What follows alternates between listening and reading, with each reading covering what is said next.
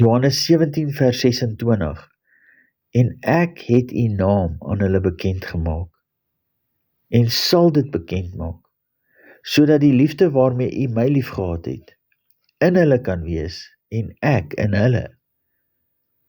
Wag so 'n bietjie, hoor my gees, die gees van die Christus in Jesus in my, u naam bekend gemaak, sodat die liefde waarmee u my lief gehad het, in hulle kan wees, en ek in hulle.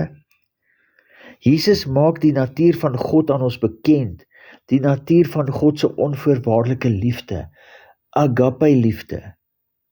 Hierdie goddelike, onvoorwaardelike liefde, waarmee Jesus liefgehad was deur die Vader, is nou in ons, en dis hierdie liefde, wat die Christusgees van Jesus ook in ons laat leef.